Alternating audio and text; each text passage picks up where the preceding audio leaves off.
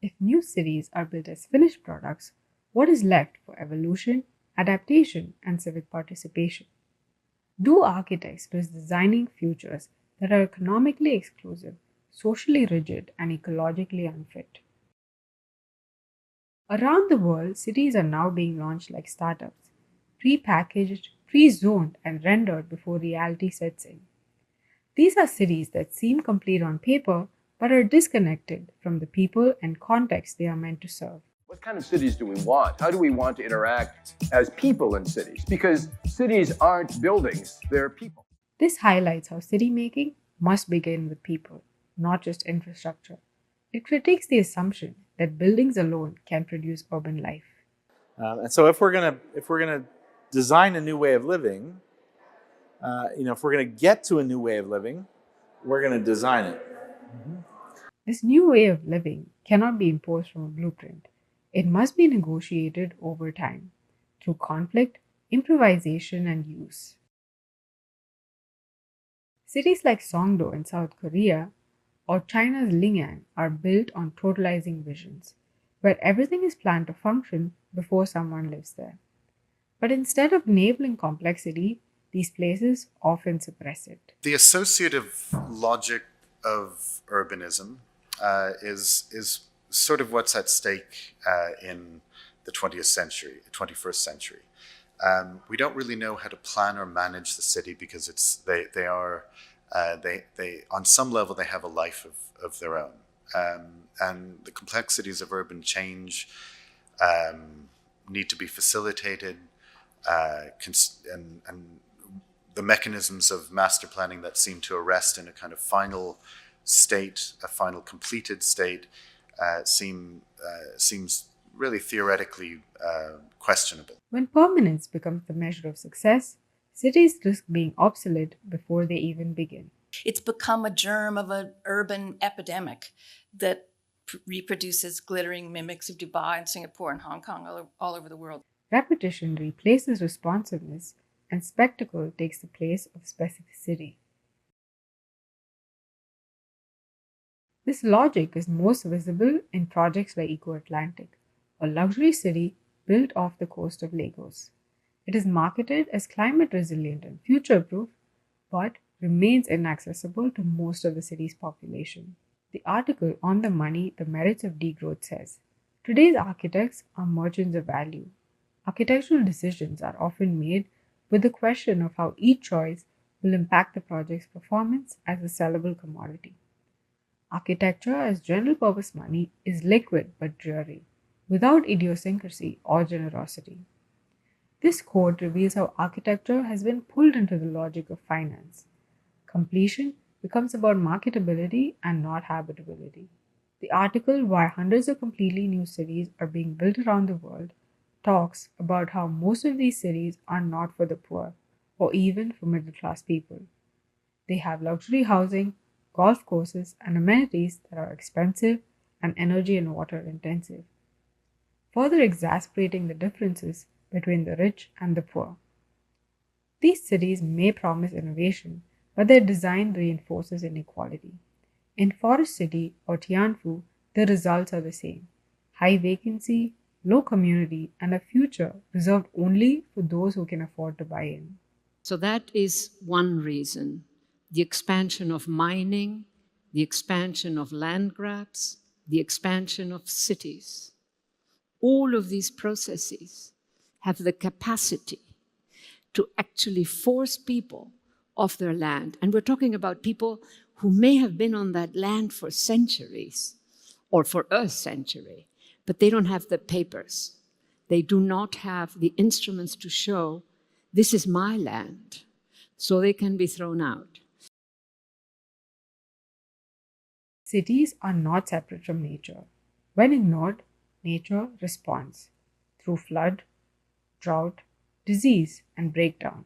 And if you look at nature, if you look at the natural world around the world, you'll see that where we fail to design, we design for failure. We destroy what we don't design. And the only way that we can actually recover the ecologies that we are destroying is by design, by changing and redesigning how we engage those ecologies and how we support them, and how we sustain them. Design that neglects ecological systems becomes a part of the problem. Well, if you think about the way we do almost everything today, it's still designed around outmoded understanding of science. It's still designed as if we own nature and that we're not part of nature. It's still designed as if nature is unlimited and we have a kind of unlimited resources to deal with.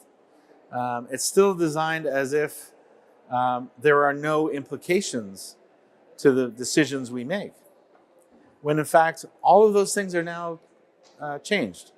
We now understand there's a real limit to the boundaries of nature. We are the natural world. We are part of nature. And where we fail to design, we design for failure.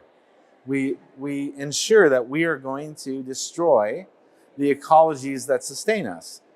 This critique calls for a shift in posture, from dominance to reciprocity. Urbanism must become something shaped alongside nature and not imposed over it. If cities are truly alive, then they must also be unfinished. They must make room for incompleteness, for that which hasn't yet arrived. This does not mean stagnation.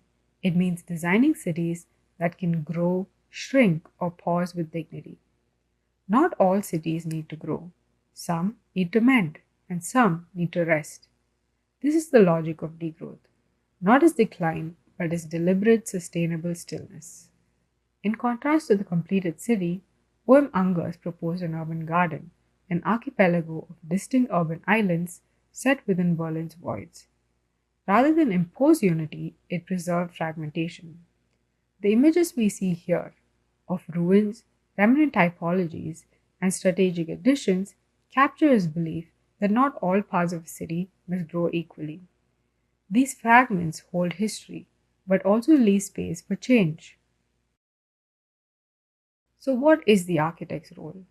If cities are systems in motion, then the role of architecture is not to fix them in place, but to make transformation possible. I think architecture can be almost everything we encounter, because what's wonderful about architecture is that it involves in reality and dreams, it involves in static things, it involves in straightforward things, it involves in processes, it involves in imagination, it involves in thinking even about the countryside or natural phenomena if you want it to. It's not about abandoning design, it's about designing less as a prescription and more as an invitation. I think we have only really in history touched upon the minimum of what architecture can do, because so many of us get nervous of what it might do. You know, maybe it can have an extraordinary effect upon the climate or the environment. Maybe it can have an extraordinarily depressing effect upon somebody's psychology. Maybe it can have a sort of deadening effect upon people's individualism. These are negatives, but you turn that on its back, it can have amazing opportunities. It can make a space for something that is an ordinary, rather boring activity come alive. You know, there's somebody sitting there maybe, you know, watching bottle tops go on bottles.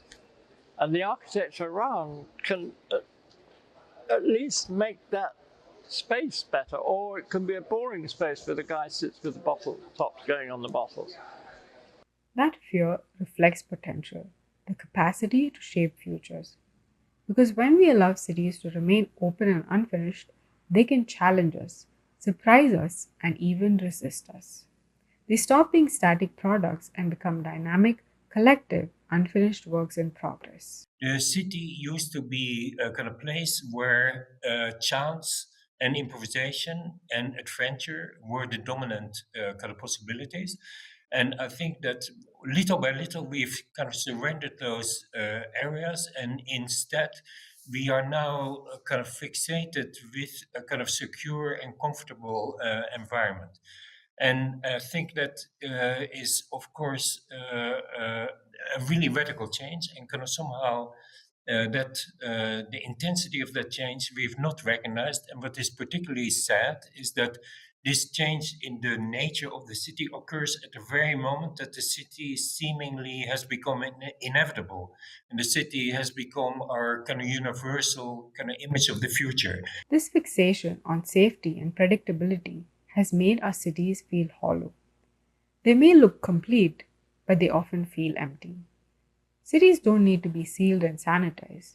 They need to be usable, unpredictable, and capable of change. Cities like NEOM, Eko Atlantic, and Forest City shows the limits of designing toward control. They show what happens when urbanism is mistaken for branding and when completion is confused with success. But a real city is not a product, it's a project in progress. A city that arrives too soon has nowhere left to go. So we return to the question, if new cities are built as finished products, what is left for evolution, adaptation, and civic participation? And as designers, are we complicit in building futures that are closed off before they even begin? The most vital cities stay unfinished, not designed for resolution, but for evolution. Because the future does not need perfect cities. It needs cities that are ready to change.